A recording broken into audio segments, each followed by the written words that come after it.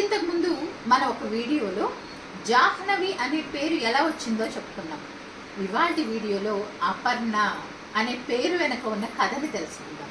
అదేంటంటే, పార్వతీదేవి, పరమేశ్వరుడి యొక్క అర్ధాంగి, లోకమాత అయినటువంటి పార్వతీదేవి హిమవంతుడి యొక్క పుత్రికగా జన్మించి ఆ పరమేశ్వరుడే తనకి భర్త కావాలని తపస్సు ఆచరించి మరి ఆయన్ని తపస్సు ద్వారా భర్తగా సాధించుకుంది.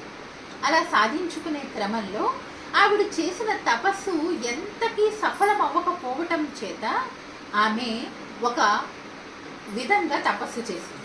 అదేంటంటే, సాధారణంగా తపస్సులో కొన్ని రకాలు ఉంటాయి. ఊంచ వృత్తి, శిలోంచ వృత్తి అని ఇలా కొన్ని రకాలు ఉంటాయి.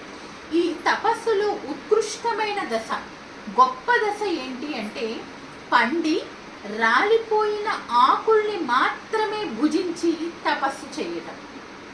ఈ పార్వతీదేవి తమ తపస్సు ఎంతకీ సఫలం అవ్వకపోవటంతో అలా పండి రాలిన ఆకులని కూడా తినటం మానేసి తపస్సు చేసిందిట. అందుకే ఆవిడ అపర్ణ, వదంతి చ అపర్ణాం ఇది. అంటే వేత్తలంతా కూడా వచ్చి ఆవిడ్ని అపర్ణ అంటే పర్ణములు అంటే ఆకులు, పర్ణభక్షణం కూడా ఆపేసింది కాబట్టి ఆవిడ్ని అపర్ణ అని పిలవటం మొదలుపెట్టారట.